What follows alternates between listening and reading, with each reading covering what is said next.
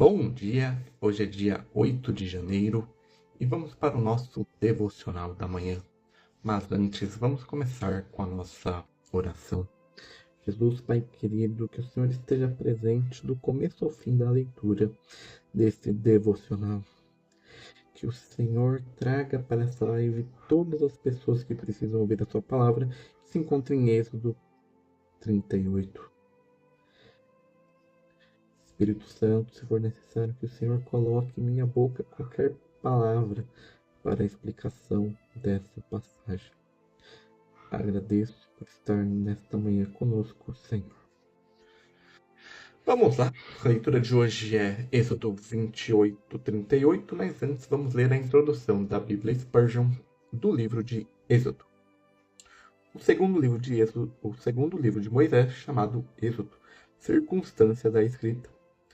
O livro de Êxodo não registra quem é seu autor, a referência a ocasiões em que Moisés fez um registro escrito dos eventos que ocorrem e do que Deus falou. Êxodo 17, 14, 24, do 4 ao 7, e no 34, e no capítulo 34, os versículos 27 e 28. O livro também contém referências à preservação e transmissão de informações, juntamente com os outros 4 livros do Pentateuco.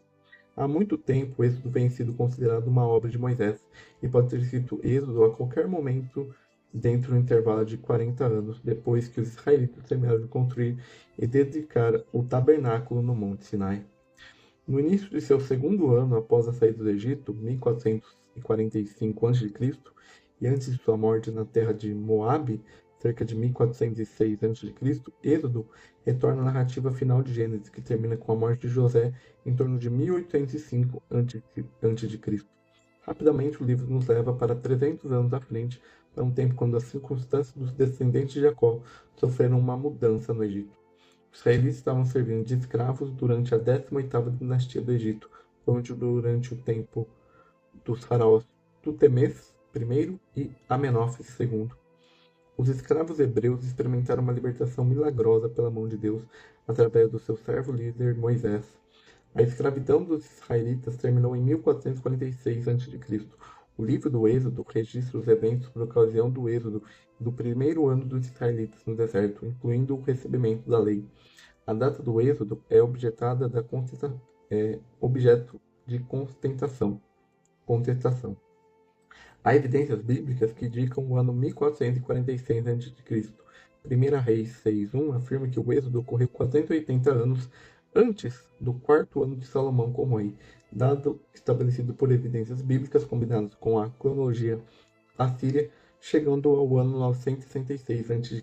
Em Juízes 11:26, Jefeté diz que Israel estava vivendo em regiões da Palestina por 300 anos. Jefeté viveu por volta de 1100 a.C., portanto, o fim provável da jornada do deserto ocorreu por volta de 1400 a.C.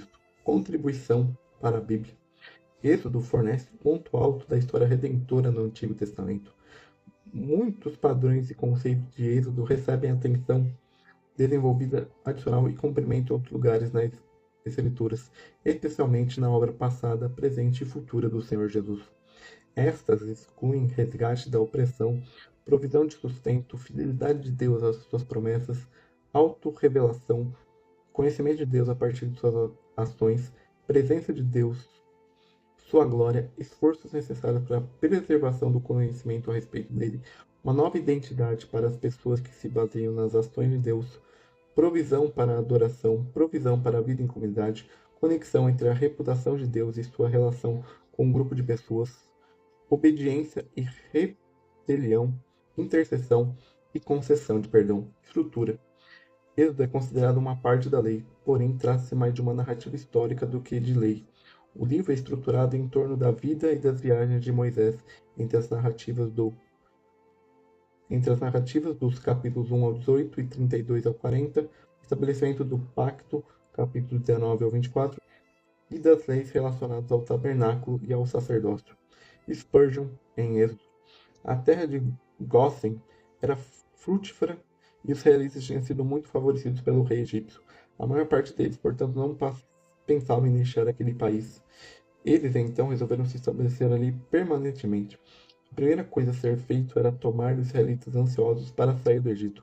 Deus não expulsaria as pessoas para fora do Egito ou as arrastaria em correntes sem um consentimento espontâneo da parte delas. Elas a retira de lá de modo que saíssem dispostas a marchar com alegria e deleite, estando completamente cansadas do Egito e, portanto, regozijando-se em fugir dali. E essa é a introdução do livro de Êxodo. Agora vamos para a leitura do nosso devocional da manhã. A iniquidade concerne-te as coisas santas. Que véu é levantado por essas palavras? Que declaração é feita? Será humilhante e proveitoso para nós fazermos uma pausa e observar essa triste visão. As iniquidades da nossa adoração pública, hipocrisia, formalidade, indiferenças, irreverências, coração vagando e o nosso esquecimento de Deus, que medida completa temos aí. Nosso trabalho para o Senhor, concorrência, egoísmo, descuido, negligência, incredulidade, que massa de profanação está aí. Nossas devoções individuais, prostração, frieza, negligência, sonolência e vaidade, que montanha de terra árida. Se olharmos com mais cuidado, devemos descobrir que essa iniquidade é muito maior do que aparenta à primeira vista. O Dr.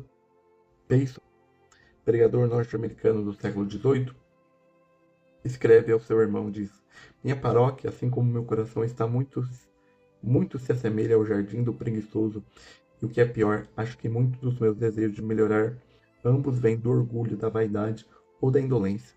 Eu olho para as ervas daninhas que se espalham pelo meu jardim e expiro um desejo sincero de que sejam erradicadas. Mas por quê?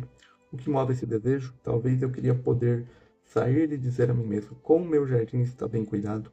Isso é orgulho. Ou talvez sejam meus vizinhos que possam olhar pelo muro e dizer: como seu jardim floresce. Isto é vaidade.